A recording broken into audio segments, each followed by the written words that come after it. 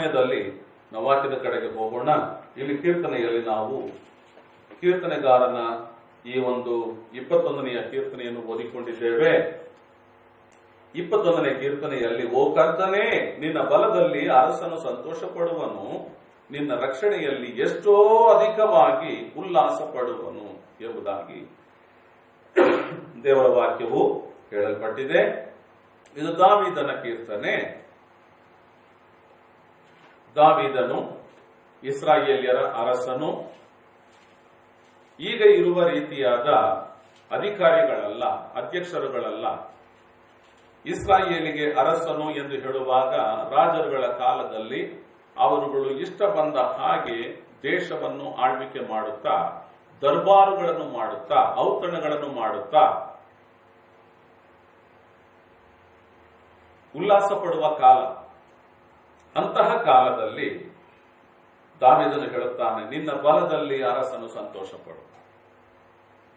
ಇವತ್ತು ಮನುಷ್ಯರಿಗೆ ಸ್ವಲ್ಪ ತೋಳ್ಬಲ, ಸ್ವಲ್ಪ ಹಣಬಲ ಇದ್ದು ಬಿಟ್ರೆ, ಸ್ವಲ್ಪ ರಾಜಕೀಯ ಬಲ ಇದ್ದು ಬಿಟ್ರೆ, ಅದೆಷ್ಟೋ ಅವರು ಮೆರೆಯುವವರಾಗಿ ಕಾಣ್ತಾರೆ, ಅದೆಷ್ಟೋ ಹೆಮ್ಮೆಯಿಂದ ಮುಂದೆ ನುಗ್ಗುವವರಾಗಿರ್ತಾರೆ, ಹೆಮ್ಮೆ ಕೊಚ್ಚಿಕೊಳ್ಳುವವರಾಗಿರ್ತಾರೆ. ಆದರೆ ಇಲ್ಲಿ ಅರಸನಿಗೆ, ಇಸ್ರಾಯೇಲಿನ ಅರಸನಾಗಿರುವ ದಾವೀದನಿಗೆ, ಅವನಿಗೆ ತೋಳ್ಬಲ ಇದೆ, ಅವನಿಗೆ ಸಾಕಷ್ಟು ಹಣಬಲ ಇದೆ, ಸಾಕಷ್ಟು ಸೈನ್ಯ,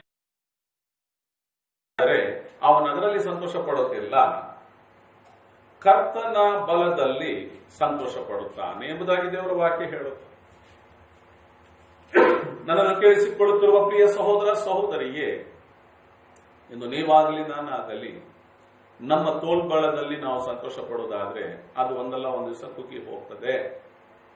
ಆದರೆ ಕರ್ತನ ಬಲದಲ್ಲಿ ಸಂತೋಷ ಪಡುವುದಾದ್ರೆ ಕರ್ತನ ಬಲವು ಎಂದೆಂದಿಗೂ ಇದ್ದ ಹಾಗೆಯೇ ಇರುವಂತ ಬಲವಾಗಿದೆ. ಅದರಲ್ಲಿ ನಾವು ಸಂತೋಷ ಪಡುವುದಾದ್ರೆ ನಮ್ಮ ಸಂತೋಷ ಸಾರ್ಥಕವಾಗಿರುತ್ತದೆ.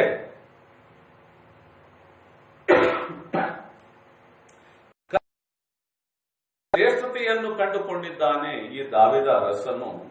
ಆ ಶ್ರೇಷ್ಠತೆ ಏನೆಂದು ನೋಡಿದರೆ, ನಿನ್ನ ರಕ್ಷಣೆಯಲ್ಲಿ ಎಷ್ಟೋ ಅಧಿಕವಾಗಿ ಉಲ್ಲಾಸ ಪಡುವನು.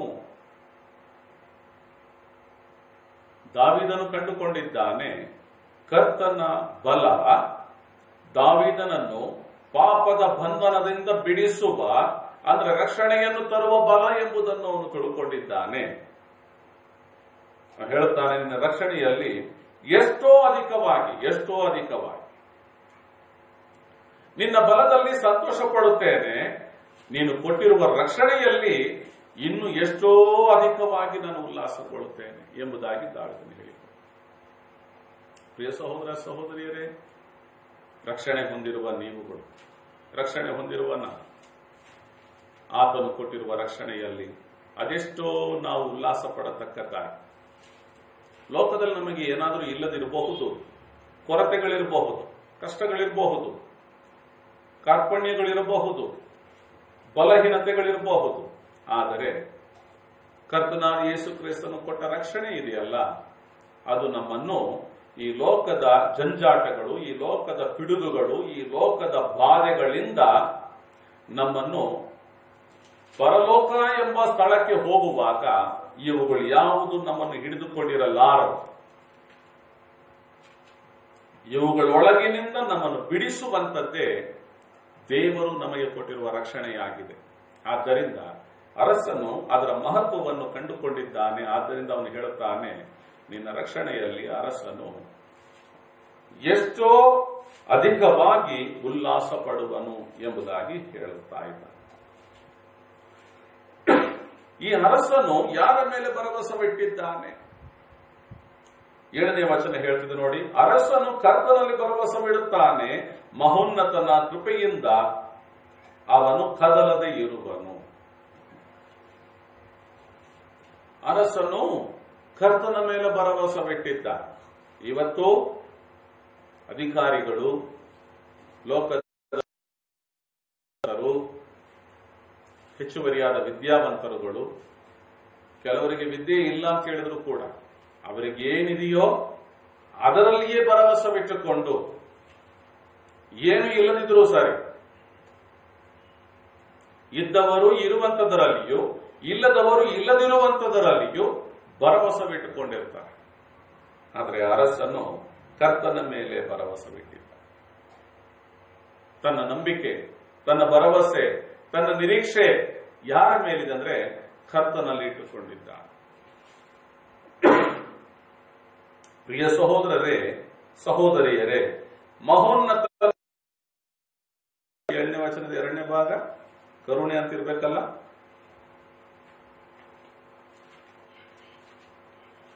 ಇಪ್ಪತ್ತೊಂದು 7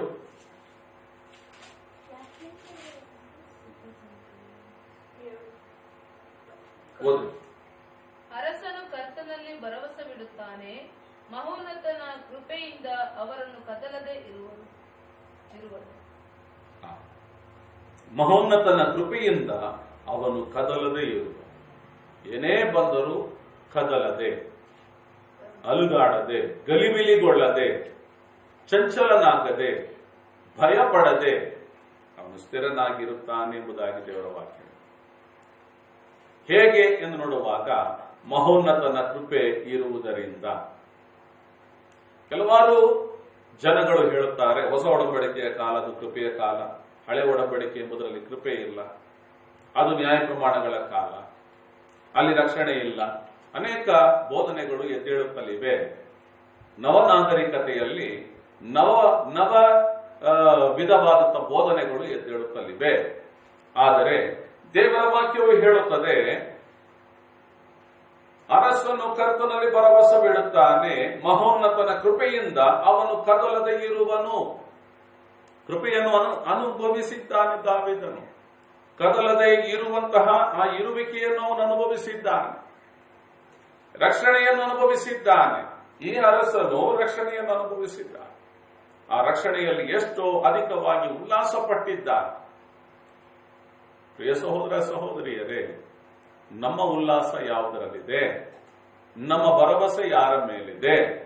ನಾವು ಕರ್ತನ ಕೃಪೆಯಲ್ಲಿಯೇ, ಮಹೋನ್ನತನ ಕೃಪೆಯಿಂದ ಕೂಡಿದವರಾಗಿ ಕದಲದೇ ಇದ್ದೇವಾ? ಸಮಸ್ಯೆಗಳು ಬಂದಾಗ ಅಲ್ಲಕಲ್ಲಲವಾಗಿ, ಗಲಿಬಿಲಿಗೆ ಒಳಗಾಗಿ, ಗೊಂದಲಕ್ಕೊಳಗಾಗಿ, ಭಯಭ್ರಾಂತರಾಗಿ ತಲ್ಲಣಿಸಲ್ಪಡುತ್ತೇವ?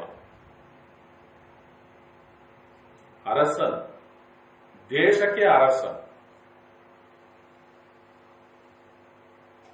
ದೇಶಕ್ಕೆ ಅರಸನಾಗಿರುವ ಒಬ್ಬ ಬಲಶಾಲಿ ಕರ್ತನ ಮೇಲೆ ಭರವಸವಿಟ್ಟಿದ್ದಾನಾದ್ರೆ, ಸಾಮಾನ್ಯರಾಗಿರುವ ನೀವುಗಳು ನಾನು ಯಾವುದರ ಮೇಲೆ ಭರವಸವಿಟ್ಟುಕೊಳ್ಬೇಕು? ಅರಸನಿಗೆ ಅರಮನೆಯೇ ಮನೆ, ನಮಗೆ ಅಂಗಲ್ಲ. ನಮಗೆ ಸಾಮಾನ್ಯ ಚಿಕ್ಕ ಚಿಕ್ಕದಾದ ಮನೆಗಳು, ನಮಗೆ ಅರಮನೆಗಳಿಲ್ಲ, ಮನೆಗಳಿವೆ. ಅರಮನೆಯಲ್ಲಿ ವಾಸ ಮಾಡುತ್ತಾನೆ ಅರಸನು, ಬಂಗಾರದ ಸಿಂಹಾಸನದಲ್ಲಿ ಕುಳಿತುಕೊಳ್ಳುತ್ತಾನೆ ಅರಸನು. ನಾವುಗಳು ಹೇಗೆ? ಫೈಬರ್ ಕುರ್ಚಿಗಳು, ಪ್ಲಾಸ್ಟಿಕ್ ಚೇರ್ಗಳು, ಕಟ್ಟಿಗೆ ಕುರ್ಚಿಗಳಲ್ಲಿ ಕುಳಿತುಕೊಳ್ಳುವವನು. ಅವನು ಬಂಗಾರದ ಸಿಂಹಾಸನದಲ್ಲಿ ಕುಳಿತುಕೊಳ್ಳುವವನು. ಅವನ ಸುತ್ತೂರಲು ಯಾವಾಗಲೂ ಆಸ್ಥಾನಿಕರುಗಳಿರ್ತಾರೆ. ಅವನ ಆಸ್ಥಾನದಲ್ಲಿ ಯಾವಾಗಲೂ ಮಂತ್ರಿಗಳಿರುತ್ತಾರೆ ಅವನ ಜೊತೆಯಲ್ಲಿಯೇ. ನಮ್ಮ ಜೊತೆಯಲ್ಲಿ ಯಾರು ಇರ್ತಾರೆ? ಯಾವಾಗಲೂ ಕೆಲವು ಸಮಯದಲ್ಲಿ ಯಾರೋ ಸ್ನೇಹಿತರು ಇರ್ತಾರ, ಕಳ್ಳು ಬಳ್ಳಿ ಯಾರು ಇರ್ತಾರ, ಕೆಲವು ಸಮಯದಲ್ಲಿ ಯಾರು ಇರೋದಿಲ್ಲ, ಒಬ್ಬಂಟಿಯಾಗಿರ್ತೀವಿ. ಅರಸನು ಕೆಲಸ ಮಾಡುವಂತಿಲ್ಲ, ದೇಶ ಕಾಯುವುದೇ ಅವನ ಕೆಲಸ. ನ್ಯಾಯ ಅನ್ಯಾಯಗಳು ಏನಿದೆಯೋ ಅದನ್ನು ಪರಿಹರಿಸಿಡೋದೇ ಅವನ ಕೆಲಸ. ದೇಶದ ಮೇಲೆ ಯಾರಾದರೂ ಯುದ್ಧಕ್ಕೆ ಬರುವುದಾದ್ರೆ ಸೈನಿಕರುಗಳಿಗೆ ಆಜ್ಞೆ ಹೊರಡಿಸಿ ಯುದ್ಧಕ್ಕೆ ಸನ್ನದ್ಧರಾಗುವಂತೆ ಹೇಳಿ ಅವರನ್ನು ಪ್ರೋತ್ಸಾಹಿಸಿ ಯುದ್ಧದಲ್ಲಿ ನಡೆಸೋದು ಅವನ ಕೆಲಸ. ಬಿಟ್ರೆ ಪ್ರತಿದಿನ ಕೆಲಸ ಮಾಡುವವನಲ್ಲ. ಅವನು ಐಷಾರಾಮಾಗಿ ದರ್ಬಾರಿನಲ್ಲಿ ಕುಳಿತಿರುವವ. ಅಷ್ಟು ಸುಖದ ಸುಪ್ಪತ್ತಿಗೆಯಲ್ಲಿರುವಂತಹ ಅರಸನು ಕರ್ತನಲ್ಲಿ ಭರವಸವಿಟ್ಟಿದ್ದಾನೆ. ನಾವು ಹಾಗೆ, ನಾವು ಸರ್ವೇ ಸಾಮಾನ್ಯ ಜನಗಳು. ಅರಸನಲ್ಲಿರುವಷ್ಟು ತೋಳ್ಬಲ, ಅರಸನಲ್ಲಿರುವಷ್ಟು ಸೈನ್ಯದ ಬಲ, ಅರಸನಲ್ಲಿರುವಷ್ಟು ಹಣಬಲ, ಅರಸನಲ್ಲಿರುವಷ್ಟಂತೂ ವೈಭವಗಳು ನಮ್ಮಲ್ಲಿ ಇಲ್ಲ. ನಾವು ಯಾರ ಮೇಲೆ ಭರವಸೆ ಇಟ್ಟುಕೊಳ್ಳೋಣ? ನಾವು ಯಾರ ಮೇಲೆ ಆತುಕೊಂಡಿರೋಣ? ನಾವು ಯಾವುದರಲ್ಲಿ ಉಲ್ಲಾಸ ಪಡೋಣ? ಎಲ್ಲ ಇಟ್ಟುಕೊಂಡು ಅವನು ಕರ್ತನು ಕೊಟ್ಟಿರುವ ರಕ್ಷಣೆಯಲ್ಲಿ ಅದೆಷ್ಟೋ ಅಧಿಕವಾಗಿ ಉಲ್ಲಾಸ ಪಡುತ್ತಾನೆ. ರಕ್ಷಣೆ ಎಂಬುದು ಅಷ್ಟು ದೊಡ್ಡ ವಿಷಯ ಪ್ರಿಯರೇ, ಅದು ಸಾಮಾನ್ಯ ವಿಷಯವಲ್ಲ. ನಾವು ಹೋದ ಭಾನುವಾರದಲ್ಲಿ ವಾಕ್ಯವನ್ನು ಅಧ್ಯಯನ ಮಾಡುತ್ತಿದ್ದೆವು. ನಮ್ಮ ದೇವರು ಪರಿಶುದ್ಧನಾಗಿರುವ ಹಾಗೆಯೇ ನಾವು ಪರಿಶುದ್ಧರಾಗಿರಬೇಕು ಎಂಬುದಾದಂತಹ ಒಂದು ತಲೆಬರಹದ ಮೇಲೆ ನಾವು ವಾಕ್ಯವನ್ನು ಅಧ್ಯಯನ ಮಾಡುತ್ತಿದ್ದೆವು. ಈ ದಿನದಲ್ಲಿ, ಈ ಭಾನುವಾರದಲ್ಲಿ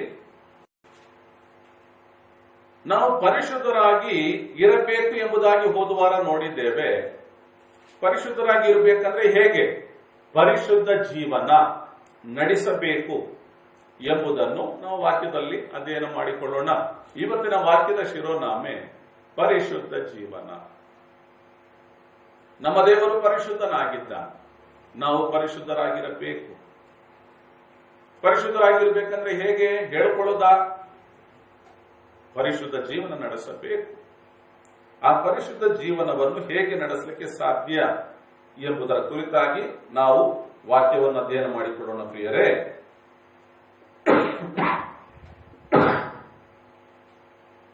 ಯೆಶಾಯನು ಬರೆದ ಪ್ರವಾದನೆಯ ಗ್ರಂಥ 64ನೇ ಅಧ್ಯಾಯ 6ನೇ ವಚನದ ಕಡೆಗೆ ನಮ್ಮ ಬೈಬಲ್ಗಳನ್ನು ತಿರುಗಿಸೋಣ್ರಿ. 64 6ನೇ ವಚನ.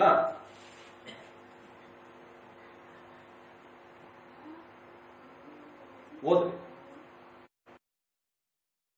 ವಾದದ್ದರ ಹಾಗೆ ಇದ್ದೇವೆ, ನಮ್ಮ ನೀತಿ ಕಾರ್ಯಗಳು ಮೈಲಿಗೆ ವಸ್ತ್ರದ ಹಾಗಿವೆ, ನಾವೆಲ್ಲರೂ ಎಲೆಯ ಹಾಗೆ ಬಾಡುತ್ತೇವೆ, ನಮ್ಮ ಅಕ್ರಮಗಳು ಗಾಳಿಯಂತೆ ನಮ್ಮನ್ನು ಎತ್ತಿಕೊಂಡು ಹೋಗಿವೆ.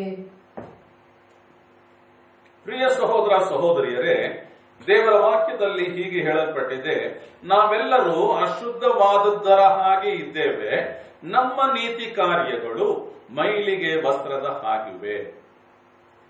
ನಾವೆಲ್ಲರೂ ಹೇಗಿದ್ದೇವಂತೆ? ಇದು ದೇವರ ವಾಕ್ಯ. ಅಶುದ್ಧವಾದದ್ದರ ಹಾಗೆ ಇದ್ದೇವೆ, ನಮ್ಮ ನೀತಿ ಕಾರ್ಯಗಳು ಮೈಲಿಗೆ ವಸ್ತ್ರದ ಹಾಗಿವೆ. ನಮ್ಮ ನೀತಿ ಕಾರ್ಯಗಳು ಹೋದ ಭಾನುವಾರದಲ್ಲಿ ಹೇಳ್ತಾ ಇದ್ದೆ, ಪರಿಶುದ್ಧತೆ ಅಂತ ಹೇಳಿದ್ರೆ ಅಂತರಂಗ ಶುದ್ಧೀಕರಣ ಎಂಬುದಾಗಿ, ಒಳಗೆ ಶುದ್ಧವಾಗಿರುವುದು ಎಂಬುದಾಗಿ ಹೇಳ್ತಾ ಇದೆ. ಹೊರಗಿನ ಶುದ್ಧಕ್ಕೆ ಶುದ್ಧ ಅಂತ ಹೇಳ್ತೇವೆ, ಒಳಗಿನ ಶುದ್ಧಕ್ಕೆ ಪರಿಶುದ್ಧ ಎಂಬುದಾದ ಪದ ದೇವರ ವಾಕ್ಯದಲ್ಲಿ ಉಪಯೋಗಿಸಲ್ಪಟ್ಟಿದೆ. ಇದು ಬೈಬಲ್ನ ಭಾಷೆ. ನೋಡುವಾಗ ಅಂತರಂಗ ಶುದ್ಧೀಕರಣ ಎಂದು ಹೇಳುವಾಗ ಹಲವಾರು ಜನಗಳು ಈ ಲೋಕದಲ್ಲಿ ಅಂತರಂಗ ಶುದ್ಧಿ ಅಂತ ಹೇಳಿದ್ರೆ ಹೇಗಿದ್ದಾರೆ ಅಂದ್ರೆ, ಬೇರೆ ಯಾರಿಗೂ ನಾವು ಕೆಟ್ಟ ಮಾತಿನಲ್ಲಿ ಬೈಯೋದಿಲ್ಲ, ಬೇರೆ ಯಾರಿಗೂ ನಾವು ತೊಂದರೆ ಕೊಡೋದಿಲ್ಲ, ನಮ್ಮವರೆಗೆ ನಾವು ಜೀವಿಸ್ತಾ ಇದ್ದೇವೆ, ಇದು ಅಂತರಂಗ ಶುದ್ಧಿ ಅಂತ ಕೆಲವರು ಅಂದ್ಕೊಂಡಿದ್ದಾರೆ. ಕೆಲವಾರು ಜನಗಳು ಹೇಗಿದ್ದಾರೆ ಅಂದ್ರೆ, ಅನೇಕ ಪುಣ್ಯ ಯಾತ್ರೆಗಳಿಗೆ ಓಡುವವರಾಗಿದ್ದಾರೆ. ಅನೇಕ ಪುಣ್ಯ ಯಾತ್ರೆಗಳು ನಮ್ಮಲ್ಲಿ ಹೇಗೆ ಅನೇಕ ಕ್ರೈಸ್ತ ಬಾಂಧವರು ಏನ್ ಮಾಡ್ತಾರ? ಪುಣ್ಯ ಯಾತ್ರೆಯಾಗಿರುವ ಯೆರೂಸಲೇಮಿಗೆ ಹೋಗ್ಬೇಕು, ಇಸ್ರಾಯೇಲಿಗೆ ಹೋಗಿ ಬರ್ಬೇಕು, ಹೋಗಿ ಅಲ್ಲಿ ದೇವರನ್ನು ಧ್ಯಾನ ಮಾಡಿ ಬಂದ್ರೆ ಸಾರ್ಥಕ ಜೀವನ ಅಂತ ನಮ್ಮ ಕ್ರೈಸ್ತ ಬಾಂಧವರಲ್ಲಿಯೂ ಕೆಲವರ ಅಭಿಪ್ರಾಯಗಳು. ಬೇರೆ ಇನ್ನು ಕೆಲವರು ಅನೇಕ ಧರ್ಮಯಾತ್ರೆಗಳಿಗೆ, ಪುಣ್ಯ ಯಾತ್ರೆಗಳಿಗೆ ಹೋಗುವವರಾಗಿದ್ದಾರೆ. ಕ್ರೈಸ್ತರು ಎಂದು ಹೇಳಿಕೊಳ್ಳುವವರಲ್ಲಿಯೂ ಕೆಲವಾರು ಪಂಗಡಗಳವರಿದ್ದಾರೆ. ಅವ್ರು ಏನ್ ಮಾಡ್ತಾರ? ಪುಣ್ಯ ಯಾತ್ರೆಗಳಿಗೆ ಹೋಗ್ಬೇಕು, ಆ ಕೊಳಗಳಲ್ಲಿ ಆಗ ನಮ್ಮ ಪಾಪಗಳು ಹೋಗ್ತವೆ. ಹಾಗೆ ಮುಳುಗಿ ಎದ್ದ ಮೇಲೆ ಅದೇ ಬಟ್ಟೆಯಲ್ಲಿ ಹಾಗೆಯೇ ದೇವರ ಗುಡಿಯವರೆಗೆ ಭಕ್ತಿ ಮಾಡ್ಕೊಳ್ತಾ ಹೋಗಬೇಕು, ಮೇಣದ ಬತ್ತಿಗಳನ್ನು ಹಚ್ಚಿಕೊಂಡು ಪ್ರಾರ್ಥನೆ ಮಾಡಬೇಕು, ಹೀಗೆಲ್ಲ ಮೊಣಕಾಲಿನಲ್ಲೇ ನಡೀಬೇಕು, ಹೀಗೆಲ್ಲ ಅನೇಕ ಸಾಂಪ್ರದಾಯಿಕ ವಿಷಯಗಳನ್ನು ಮಾಡುವವರಾಗಿರುತ್ತಾರೆ. ದೇವರ ವಾಕ್ಯ ಹೇಳುತ್ತದೆ, ನಮ್ಮ ನೀತಿ ಕಾರ್ಯಗಳು ಮೈಲಿಗೆ ವಸ್ತ್ರದ ಆಗಿವೆ. ಕೆಲವರು ದಾನ ಧರ್ಮ ಮಾಡುತ್ತಾ ನಮ್ಮ ಪಾಪಗಳು ಶಾಪಗಳು ಇದರಿಂದ ತೊಳೆದು ಹೋಗ್ಲಿ, ದಾನ ಧರ್ಮ ಮಾಡಿಬಿಡೋಣ.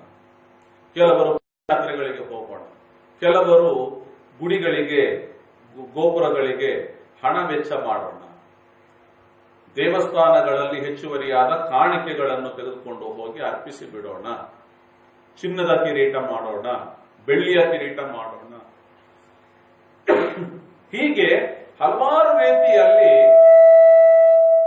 ತಮ್ಮ ಪಾಪ ಶಾಪಗಳಿಂದ ಬಿಡುಗಡೆಯಾಗುವುದಕ್ಕೆ ಪರಿಹಾರವನ್ನು ಹುಡುಕುವವರಾಗಿದ್ದಾರೆ. ಬಡವರಿಗೆ, ಅನಾಥರಿಗೆ, ವಯಸ್ಸಾದಂತವರಿಗೆ. ಕೆಲವೊಂದು ಸಮಯದಲ್ಲಿ ನಾನು ಚಿಕ್ಕ ಹುಡುಗನಾಗಿದ್ದಾಗ ನೋಡ್ತಿದ್ದೆ, ಸಕ್ಕರೆಯನ್ನು ಪ್ಯಾಕೆಟ್ ಅಲ್ಲಿ ಇಟ್ಕೊಂಡು ದಾರಿಯುದ್ದಕ್ಕೂ ಎಲ್ಲೆಲ್ಲಿ ಇರುವೆಗಳು ಗೂಡು ಕಟ್ಕೊಂಡಿರ್ತವೆ, ಇರುವೆಗಳಿರ್ತಾವೋ ಆ ಇರುವೆಗಳಿಗೆ ಆ ಸಕ್ಕರೆ ಸ್ವಲ್ಪ ಸ್ವಲ್ಪ ಹಾಕೊಂಡು ಹೋಗ್ತಿರ್ತಿದ್ರು. ಇರುವೆಗೆ ಊಟ ಹಾಕುವುದರ ಮೂಲಕ ನಮ್ಮ ಪಾಪಗಳು ಪರಿಹಾರ ಆಗಬಹುದು. ಹೀಗೆ ಹಲವಾರು ಜನಗಳು ಹಲವಾರು ರೀತಿಯಲ್ಲಿ ಆಲೋಚನೆ ಮಾಡಿ ತಮ್ಮ ನೀತಿ ಕಾರ್ಯಗಳ ಮೂಲಕ ತಮ್ಮನ್ನು ಪರಿಶುದ್ಧಪಡಿಸಿಕೊಂಡು ದೇವರ ರಾಜ್ಯವಾಗಿರುವ ಸ್ವರ್ಗಕ್ಕೆ ಹೋಗ್ಬಿಡಬಹುದೆಂದು ಪ್ರಯಾಸ ಪಡುವವರಾಗಿರುತ್ತಾರೆ. ದೇವರ ವಾಕ್ಯ ಹೇಳುತ್ತದೆ, ನಮ್ಮ ನೀತಿ ಕಾರ್ಯಗಳು ಮೈಲಿಗೆಯ ವಸ್ತ್ರದ ಹಾಗಿವೆ, ನಾವೆಲ್ಲರೂ ಎಲೆಯ ಹಾಗೆ ಬಾಡುತ್ತೇವೆ, ನಮ್ಮ ಅಕ್ರಮಗಳು ಗಾಳಿಯಂತೆ ನಮ್ಮನ್ನು ಎತ್ತಿಕೊಂಡು ಹೋಗಿವೆ. ಪ್ರಿಯ ಸಹೋದರ ಸಹೋದರಿಯರೇ, ನಮ್ಮ ನೀತಿ ಕಾರ್ಯಗಳು ಹೇಗಿವೆಯಂತೂ ಮೈಲಿಗೆ ವಸ್ತ್ರ. ಮೈಲಿಗೆ ವಸ್ತ್ರ ಅಂದ್ರೆ ಅಶುದ್ಧ ಆಗಿರೋ ಬಟ್ಟೆ ಅಂತಲ್ಲ. ಮೈಲಿಗೆ ವಸ್ತ್ರ ಅಂದ್ರೆ ಸ್ರಾವವಾಗಿರುವಂತಹ ವಸ್ತ್ರ. ಒಂದು ಗಂಡೆ ಇರಲಿ ಹೆಣ್ಣೆ ಇರಲಿ,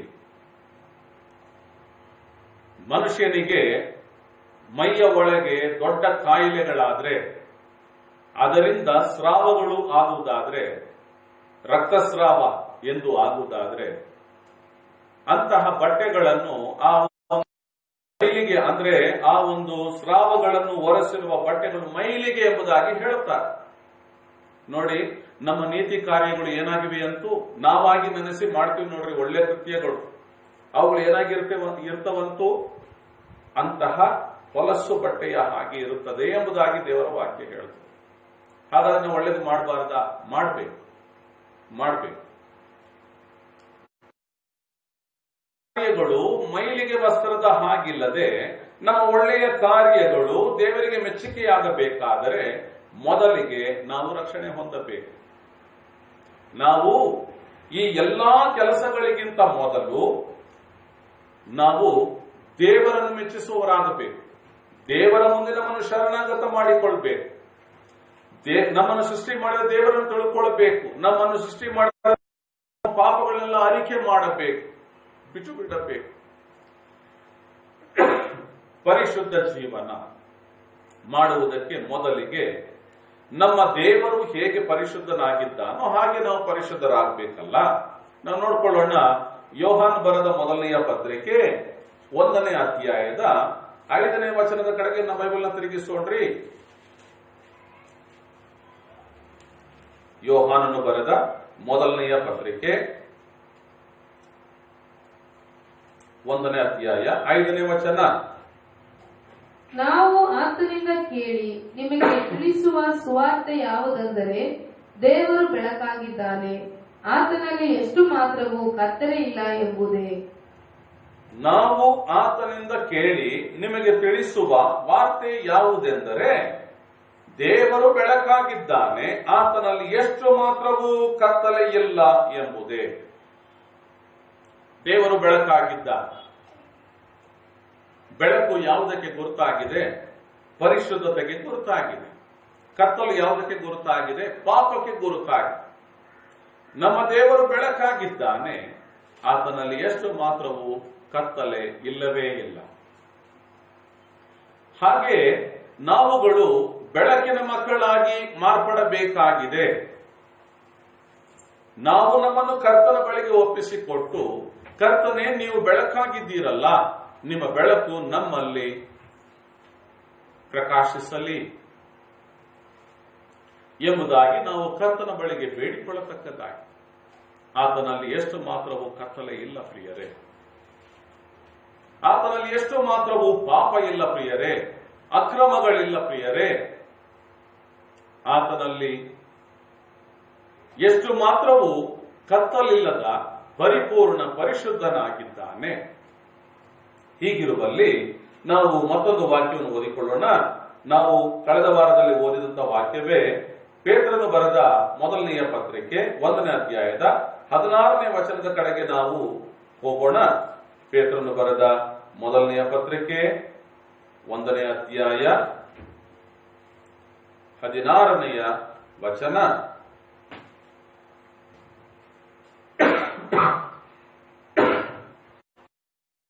ಪರಿಶುದ್ಧನಾಗಿರುವುದರಿಂದ ನೀವು ಪರಿಶುದ್ಧರಾಗಿರಬೇಕು ಎಂದು ಬರೆದದೆಯಲ್ಲ.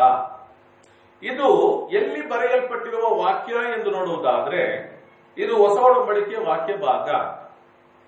ಅಪೊಸ್ತಲನಾದ ಪೇತ್ರನು ಬರೆಯುತ್ತಾನೆ.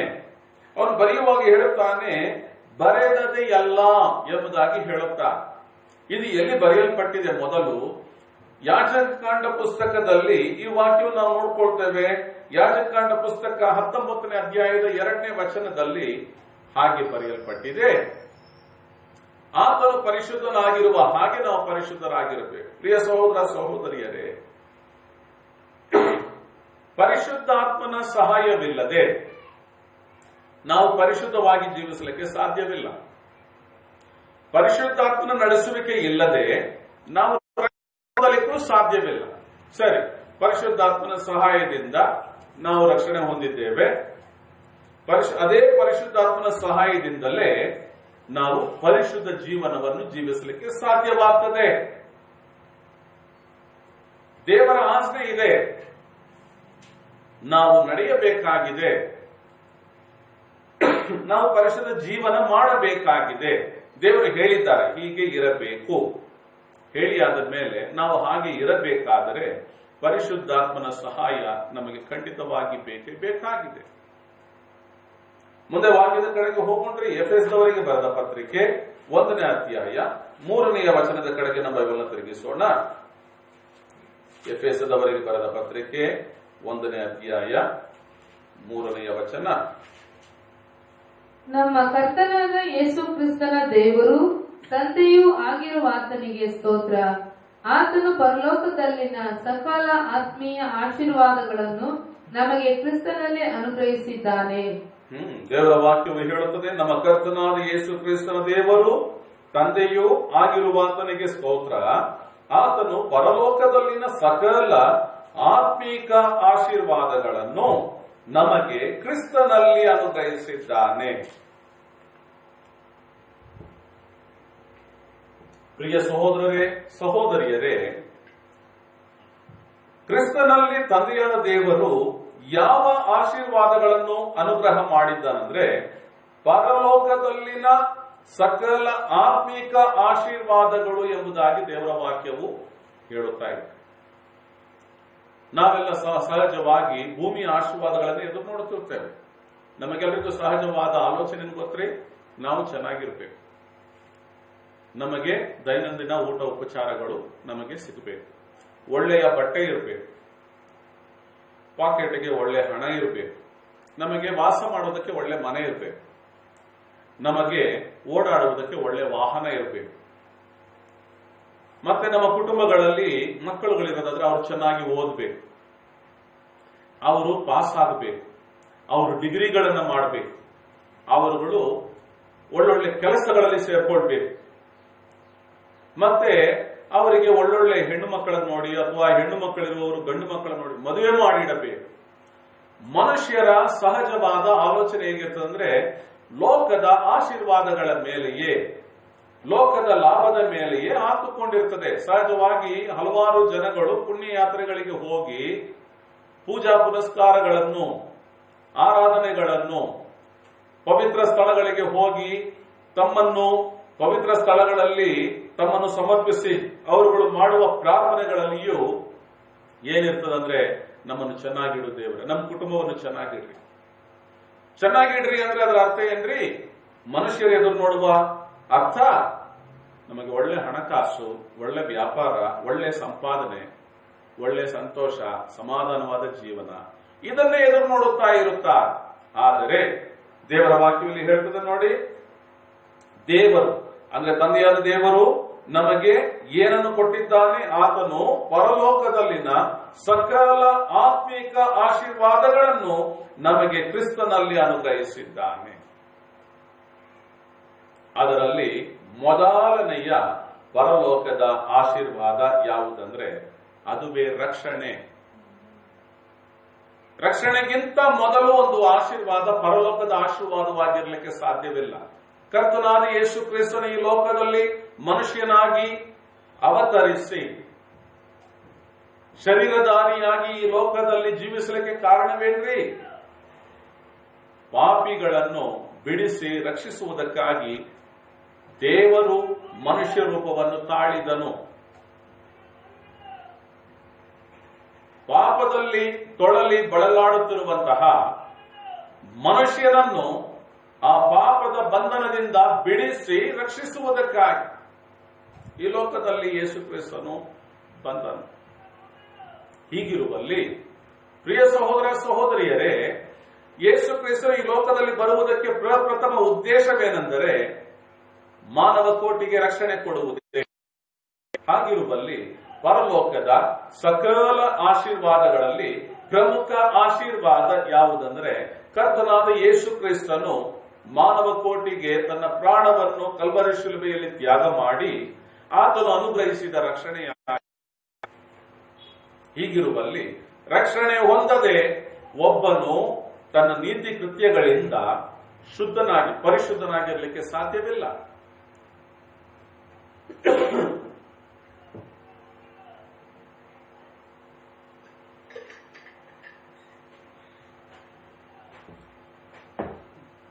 ಒಬ್ಬ ಮನುಷ್ಯನು ಪರಿಶುದ್ಧನಾಗಿರಬೇಕೆಂದರೆ ಅವನು ರಕ್ಷಣೆಯಾಗಬೇಕು. ರಕ್ಷಣೆ ಹೊಂದಿದ ಮೇಲೆ ಅವನಿಗೆ ಮತ್ತೊಂದು ಬಿರುದು ಸಿಗುತ್ತದೆ. ಓದಿ ನೋಡೋಣ. ರೋಮಪುರದವರಿಗೆ ಬರೆದ ಪತ್ರಿಕೆ 5ನೇ ಅಧ್ಯಾಯ 1ನೇ ವಚನದ ಕಡೆಗೆ ಹೋಗೋಣ.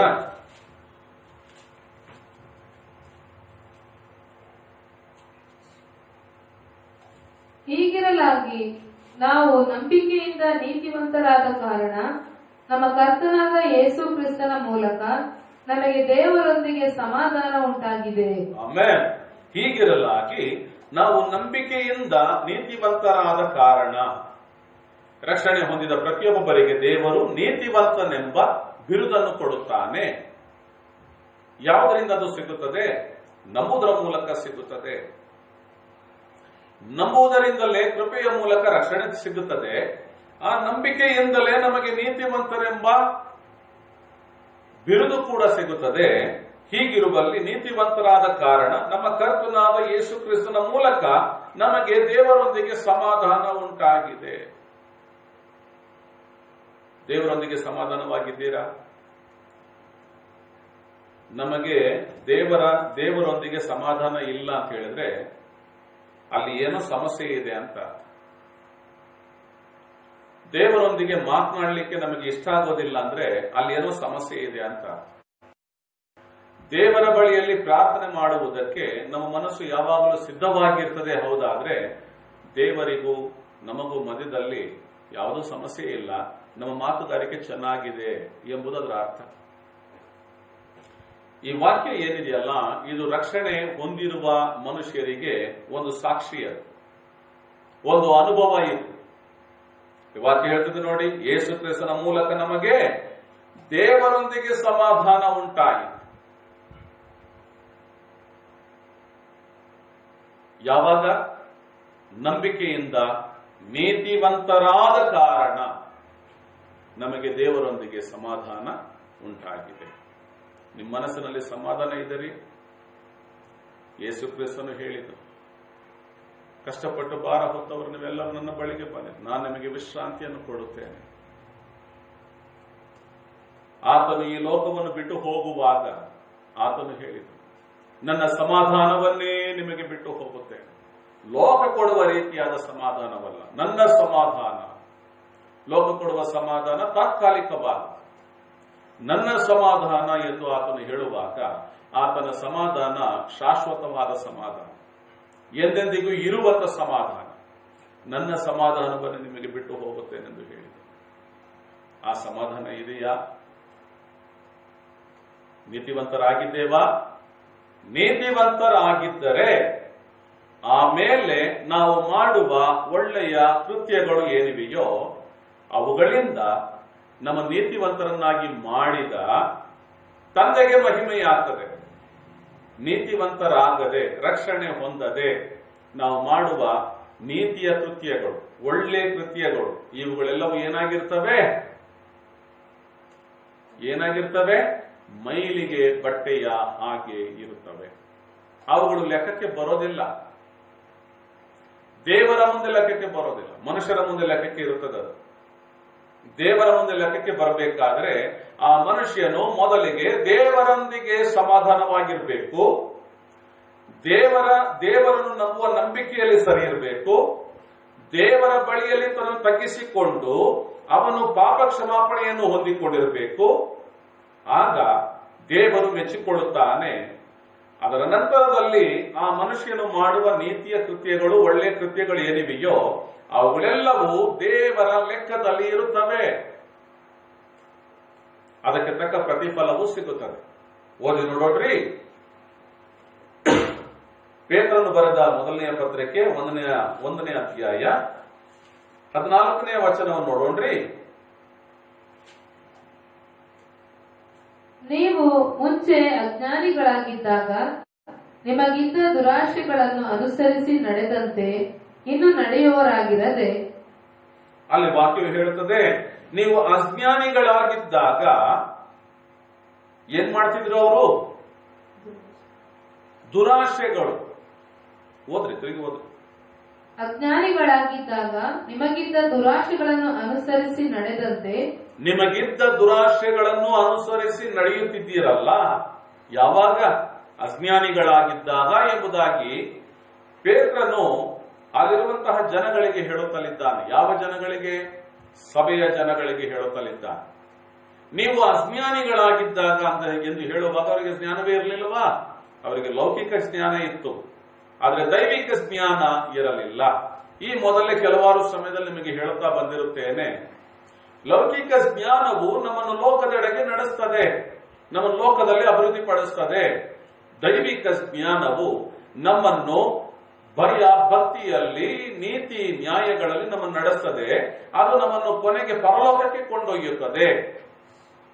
ಹೀಗಿರುವಲ್ಲಿ ಪ್ರಿಯ ಸಹೋದರ ಸಹೋದರಿಯರೇ, ಈ ಲೌಕಿಕ ಜ್ಞಾನದಲ್ಲಿ ಇದ್ದಂತಹ ಜನಗಳು ಲೋಕದಲ್ಲಿ ಹೇಗೆ ಸಂಪಾದನೆ ಮಾಡಬೇಕು, ಹೇಗೆ ಜೀವನ ಮಾಡಬೇಕು, ಹೇಗೆ ಮುಂದುವರಿಬೇಕು ಇದನ್ನೆಲ್ಲ ತಿಳಿದಿದ್ರು ಅವರು. ಆದರೆ ದೈವಿಕ ಜ್ಞಾನ ಎಂಬ ವಿಷಯದಲ್ಲಿ ಅವರಿಗೆ ತಿಳುವಳಿಕೆ ಇರಲಿಲ್ಲ, ಜ್ಞಾನವೇ ಇರಲಿಲ್ಲ. ದೇವರ ವಿಷಯದಲ್ಲಿ ಅಜ್ಞಾನಿಗಳಾಗಿದ್ರು, ಲೋಕದ ವಿಷಯದಲ್ಲಿ ಜ್ಞಾನಿಗಳಾಗಿದ್ರು. ಆದ್ದರಿಂದ ಅವರು ಯಾವುದರಲ್ಲಿ ಮುಂದುವರಿದ್ರು? ಅವರು ತಮ್ಮ ದುರಾಶೆಗಳಲ್ಲಿ ಮುಂದುವರಿತಾ ಇದ್ರು. ತಮ್ಮ ದುರಾಶೆಗಳು ಯಾವ? ತಮ್ಮ ದುರಾಶೆಗಳು ನಮ್ಮಲ್ಲಿಯೂ ಹಾಗೆ ನಡೆದಿರುತ್ತವಲ್ಲ. ಅನೇಕ ಸಮಯದಲ್ಲಿ ನಮ್ಮ ಜೀವನಗಳಲ್ಲಿಯೂ ನಾವು ದೇವರನ್ನು ತಿಳಿಯೋದಕ್ಕೆ ಮುನ್ನ ನಾವು ಹೇಗೆ ಜೀವಿಸುತ್ತಿದ್ದೆವು? ನಮ್ಮ ಮನಸ್ಸಾಕ್ಷಿಗೆ ನಾವು ಸರಿ ಇದ್ದೇವೆ. ಯಾರಿಗೂ ನಾವು ತೊಂದರೆ ಕೊಡುವವರಲ್ಲ, ಯಾರಿಗೂ ನಾವು ಕೆಟ್ಟ ಕೊಳಕ ಬೈಯೋದಿಲ್ಲ. ಇದನ್ನು ನಾವು ನೀತಿ ಅಂತ ನೆನೆಸ್ಕೊಂಡಿರ್ತೀವಿ, ನಾವು ಕರೆಕ್ಟ್ ಆಗಿದ್ದೇವೆ ಅಂತ ನಾವು ಅಂದ್ಕೊಂಡಿರ್ತೀವಿ. ನಮ್ಮನ್ನು ಯಾರಾದ್ರೂ ಬುದ್ಧಿ ಹೇಳಲಿಕ್ಕೆ ಬಂದ್ರೆ ನೀವು ಮೊದಲು ಸರಿ ಇದ್ದೀರಾ ನೋಡ್ಕೊಡ್ರಿ ಅಂತ ಹೇಳೋರಾಗಿರ್ತೀವಿ. ಯಾಕೆಂದ್ರೆ ಯಾರು ಸರಿ ಇಲ್ಲ, ನನಗೇನು ಹೇಳೋದು, ನಾನು ಕರೆಕ್ಟ್ ಆಗಿ ಮನೋಭಾವನೆ ನಮ್ಮ ಒಳಗೆ ಇರ್ತದೆ. ನಮ್ಮ ಹೆಗಲನ್ನು ನಾವೇ ತಟ್ಟಿ ಕೊಟ್ಕೊಳ್ತಾ ಇದ್ದಿರ್ತೇವೆ. ಅಂತಹ ಸಮಯದಲ್ಲಿ ಏನ್ ಮಾಡಿರ್ತೇವೆ? ಒಂದು ವೇಳೆ ಕುಡಿಯುವ ಸ್ವಭಾವ ಇರ್ಬೋದು, ಅಥವಾ ಒಂದು ವೇಳೆ ಯಾರಿಗೂ ಮನಸ್ಸಿನಲ್ಲಿ ಹೊಟ್ಟೆ ಕಿಚ್ಚು ಪಡುವ, ಅಸೂಯೆ ಪಡುವ ಆಲೋಚನೆ ಇರ್ಬೋದು, ಅಥವಾ ಯಾರನ್ನು ನಾವು ಕೆಟ್ಟ ದೃಷ್ಟಿಯಿಂದ, ಕಾಮಾಭಿಲಾಷೆಯಿಂದ ದೃಷ್ಟಿಸಿ ನೋಡುವವರಾಗಿರಬಹುದು. ಇವುಗಳೆಲ್ಲವೂ ನಮಗೆ ಪಾಪವಾಗಿ ಕಾಣಲಿಲ್ಲ, ಇವುಗಳೆಲ್ಲವೂ ನಮಗೆ ತಪ್ಪಾಗಿ ಕಾಣಲಿಲ್ಲ. ಅದು ಸಹಜ, ಅದೇನೋ ದೊಡ್ಡ ವಿಷಯ ಅಲ್ಲ ಅಂದಂಗೆ ಕಾಣಿಸ್ತಾ ಇತ್ತು. ಯಾವಾಗ ರಕ್ಷಣೆ ಹೊಂದಿದೆವೋ ಆಗ ದೈವಿಕ ಜ್ಞಾನವು ನಮ್ಮನ್ನು ಎಲ್ಲಿಗೆ ನಡೆಸ್ತಂದ್ರೆ ಈ ಲೋಕದ ಪಾಪದ ವಿಚಾರಗಳನ್ನು ಬಿಟ್ಟು ಹೊರಬರಬೇಕೆಂದು ನಡೆಸ್ತದೆ. ಆಗ ನಮಗೆ ಅರಿವಾಯಿತು, ನಮ್ಮ ಕಣ್ಣು ದೃಷ್ಟಿಯಿಂದ ಒಬ್ಬರನ್ನು ತಪ್ಪಾಗಿ ನೋಡುವುದಾದರೂ ಪಾಪವೇ, ನಮ್ಮ ಮನಸ್ಸಿನಲ್ಲಿ ಒಬ್ಬರನ್ನು ತಪ್ಪಾಗಿ ಕಾಲ್ಪನಿಕವಾಗಿ ಆಲೋಚನೆ ಮಾಡೋದಾದರೂ ಪಾಪವೇ, ಒಬ್ಬರ ಕುರಿತು ಹೊಟ್ಟೆ ಕಿಚ್ಚು ಅಸೂಯೆ ಭಿನ್ನಾಭಿಪ್ರಾಯ ಪಡುವುದಾದರೂ ಪಾಪವೇ, ಕುಡುಕುತನ ಎಂಬುದು ಪಾಪವೇ, ಮೌಢ್ಯ ನಂಬಿಕೆಗಳು ಸೃಷ್ಟಿ ಮಾಡಿದ ದೇವರನ್ನು ಬಿಟ್ಟು ಬೇರೆ ಯಾರನ್ನೇ ಆಗಲಿ ಯಾವುದನ್ನೇ ಆಗಲಿ, ಲೋಕದ ಪ್ರತೀತಿಯಲ್ಲಿ ಹೇಗಿದೆ, ಮಾತಾ ಪಿತಾ ಗುರು ದೈವಂ ಎಂಬುದಾಗಿ ಹೇಳಲ್ಪಡುತ್ತೆ. ತಾಯಿ ತಂದೆ ಗುರು ಇವರುಗಳು ದೇವರುಗಳು ಎಂಬುದಾಗಿ. ಅವರುಗಳು ದೇವರುಗಳೇ ಆಗಿದ್ರೆ ಅವರು ಸಾಯಬಾರದಾಗಿತ್ತು, ಅವರು ನಿತ್ಯಕ್ಕೂ ನಿರಂತರ ಇರಬೇಕಾಗಿತ್ತು. ದೇವರು ಮನುಷ್ಯರಿಗೆ ವ್ಯತ್ಯಾಸ ಏನು ಗೊತ್ತ್ರಿ? ದೇವರು ನಿತ್ಯ ನಿರಂತರನು, ಮನುಷ್ಯನು ತಾತ್ಕಾಲಿಕನು. ಮನುಷ್ಯನು ಈ ಲೋಕದಲ್ಲಿ ಇದ್ದು ಇಲ್ಲದೆ ಹೋಗಿಬಿಡುತ್ತಾನೆ, ಆದರೆ ದೇವರು ಎಂದೆಂದಿಗೂ ಇರುತ್ತಾನೆ. ಹೀಗಿರುವಲ್ಲಿ ತಾಯಿಯಾಗಲಿ ತಂದೆಯಾಗಲಿ ಗುರುಗಳಾಗಲಿ ಅವರುಗಳೆಂದಿಗೂ ದೇವರಾಗಲಿಕ್ಕೆ ಸಾಧ್ಯವಿಲ್ಲ. ಅವರುಗಳು ಮನುಷ್ಯರೇ, ಸತ್ತ ಮೇಲೆ ಅವರು ಮಣ್ಣಿಗೆ ಮಣ್ಣಾಗಿ ಹೋಗುತ್ತಾರೆ. ಆದರೆ ಕರ್ತನಾದ ಯೇಸು ಕ್ರಿಸ್ತನು ನಾವು ದೇವರೆಂದು ನಂಬಿಕೊಂಡದರ ಉದ್ದೇಶವೇನ್ರಿ? ಆತನೊಬ್ಬನೇ ಇಡೀ ಮಾನವ ಕೋಟಿಯಲ್ಲಿ ಆತನೊಬ್ಬನೇ ಸತ್ತು ಸಮಾಧಿ ಸೇರಿ ಆತನು ಮೊದಲೇ ಹೇಳಿದ್ದ ಪ್ರಕಾರದಲ್ಲಿ 3ನೇ ದಿವಸ ಮೃತ್ಯುವನ್ನು ಜಯಿಸಿ ಎದ್ದು ಬಂದ ಆತನು. ಮಾತ್ರವಲ್ಲದೆ ಆತನೊಬ್ಬನೇ ಎಲ್ಲಾ ಜನಸಮೂಹಗಳು ನೋಡುತ್ತಲಿದ್ದಾಗಲೇ ಪರಲೋಕಕ್ಕೆ ಏರಿ ಹೋದ. ಆದ್ದರಿಂದ ಆತನು ನಾವು ದೇವರೆಂದು ನಂಬುವವರಾಗಿದ್ದೇವೆ.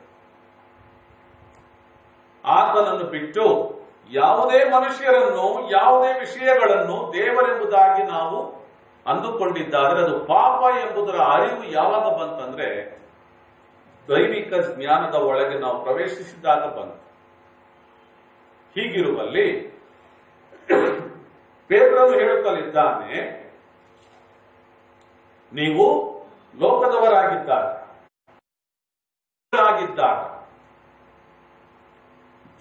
ನಮ್ಮ ದೇಹದ ದುರಾಶೆಗಳಲ್ಲಿ ನಾವು ಮುಂದುವರೆದಂತೆ ಇನ್ನು ಮುಂದುವರಿಯಬಾರದೆಂಬುದಾಗಿ ಎಚ್ಚರಿಸುವನಾಗಿ. ದೇಹದ ದುರಾಶೆಗಳು ಅಂದ್ರೆ ಹೇಗಿರ್ತವೆ? ಲೋಕದ ಆಶೆಗಳು, ದುರಾಶೆಗಳು ಹೇಗಿರ್ತವೆ? ನಾವು ಓದಿ ನೋಡೋಣ. ಕೊಲೋಸದವರಿಗೆ ಬರೆದ ಪತ್ರಿಕೆ 3ನೇ ಅಧ್ಯಾಯ 5ನೇ ವಚನ ಓದ್ತೀರಿ. ಆದುದರಿಂದ ನಿಮ್ಮಲ್ಲಿರುವ ಭೂ ಸಂಬಂಧವಾದ ಭಾವಗಳನ್ನು, ಅಂದರೆ ಜಾರತ್ವ, ಬಂಡುತನ, ಕಾಮಾಭಿಲಾಷೆ, ದುರಾಶೆ, ವಿಗ್ರಹಾರಾಧನೆಯಾಗಿರುವ ಲೋಭ, ಇವುಗಳನ್ನು ಸಾಯಿಸಿರಿ.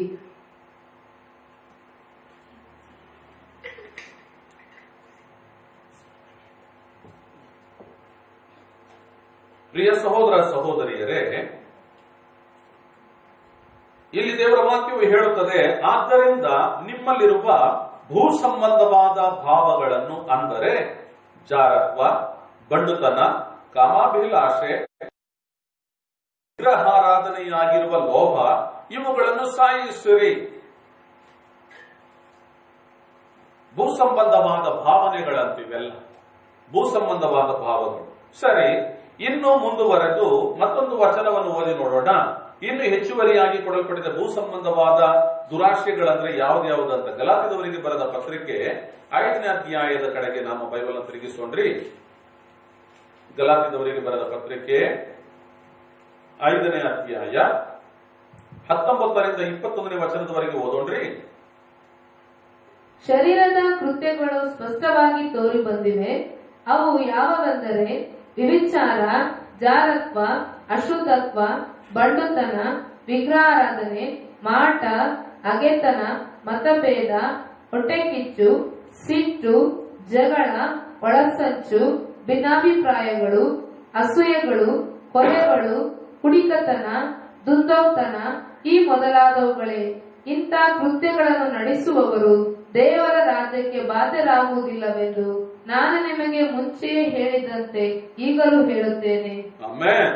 ಇಲ್ಲಿ ವಾಕ್ಯದಲ್ಲಿ ನೋಡುವಾಗ ಎಷ್ಟು ಸ್ಪಷ್ಟವಾಗಿ ಶರೀರದ ಕೃತ್ಯಗಳು ಸ್ಪಷ್ಟವಾಗಿ ತೋರಿ ಬಂದಿವೆ.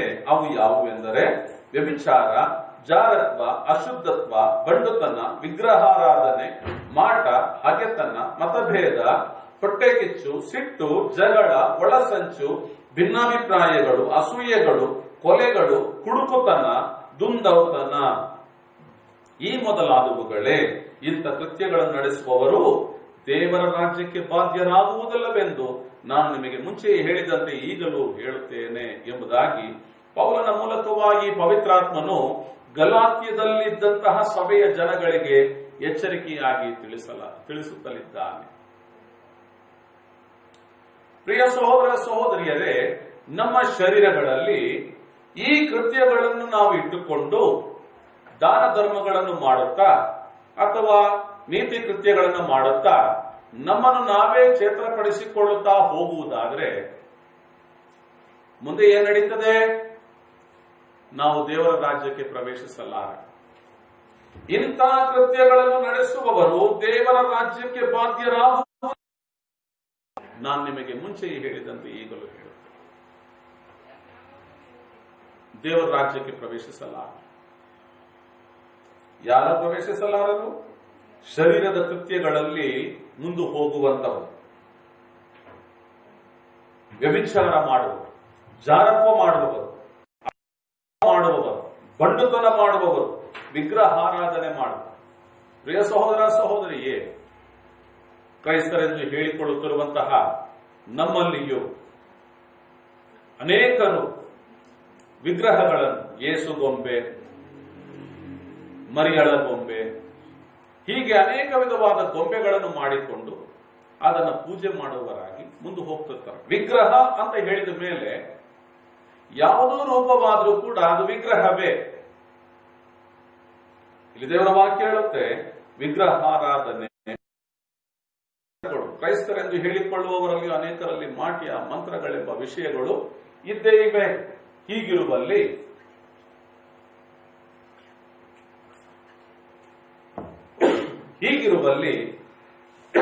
ಪ್ರಿಯ ಸಹೋದರ ಸಹೋದರಿಯರೇ, ಮಾಟ ಮಂತ್ರಗಳು ನಾವು ಮಾಡಬಹುದ್ರಿ? ಒಬ್ಬ ಮನುಷ್ಯನು ನಿಜವಾಗಿ ರಕ್ಷಣೆ ಹೊಂದಿದ್ದೇ ಹೌದಾದರೆ, ದೇವರ ಮಗನೇ ಹೌದಾದರೆ, ದೇವರ ಮಗಳೇ ಹೌದಾದರೆ ನಾವು ಮಾಟ ಮಂತ್ರ ಮಾಡಬಾರದು. ದೇವರಿಗೆ ಸಲ್ಲಬೇಕಾಗಿರುವ ಮಹಿಮೆಯನ್ನು ಒಂದು ಚಿಕ್ಕ ಗೊಂಬೆಯಾಗಿ ಯೇಸು ಎಂದು ಒಂದು ವಿಗ್ರಹ, ಚಿಕ್ಕ ಗೊಂಬೆ ಮಾಡಿಕೊಂಡು ದೇವರನ್ನು ಅವಮಾನಪಡಿಸಬಾರದು. ದೇವರನ್ನು ಕೇವಲ ಪಡಿಸಬಾರದು. ದೇವರು ಒಂದು ಚಿಕ್ಕ ಮರದ ಗೊಂಬೆಯಲ್ಲ. ದೇವರು ಆತ್ಮಸ್ವರೂಪಿಯಾಗಿದ್ದಾನೆ. ದೇವರು ಸರ್ವಶಕ್ತನಾಗಿದ್ದಾನೆ. ಆತನ ಸತ್ತತೆಯನ್ನು ಯಾವ ರೀತಿಯಲ್ಲಿ ವಿಗ್ರಹವಾಗಿ ಕೆತ್ತಿ ತೋರಿಸಲಿಕ್ಕೆ ನಮಗೆ ಸಾಧ್ಯ? ಪ್ರಿಯ ಸಹೋದರ ಸಹೋದರಿಯರೇ, ನಮ್ಮ ತಂದೆ ತಾಯಿಗಳು ನಮ್ಮನ್ನು ಹೆತ್ತು ಹೊತ್ತು ಸಾಕಿದ್ದಾರೆ. ನಮ್ಮ ತಾಯಿ ತಂದೆ ನಮ್ಮನ್ನು ಹೆತ್ತು ಹೊತ್ತು ಸಾಕಿದ ಮೇಲೆ, ನಾವು ಮದುವೆ ಮಾಡ್ಕೊಂಡ್ಬಿಟ್ಟ ಮೇಲೆ ನಮ್ಮ ತಂದೆ ತಾಯಿಯನ್ನೇ ನಾವು ಹೆರಲಿಕ್ಕೆ ಸಾಧ್ಯವಾ? ನನ್ನ ತಾಯಿಯನ್ನು, ನನ್ನ ಹೆಂಡತಿಯಲ್ಲಿ ನನ್ನ ತಾಯಿಯನ್ನು ಹೆರಲಿಕ್ಕೆ ಸಾಧ್ಯವಾ? ಅಥವಾ ನನ್ನ ತಂದೆಯನ್ನು ಹೆರಲಿಕ್ಕೆ ಸಾಧ್ಯವಾ? ಖಂಡಿತವಾಗಿಯೂ ಸಾಧ್ಯವಿಲ್ಲ. ಪ್ರಿಯ ಸಹೋದರ ಸಹೋದರಿಯೇ,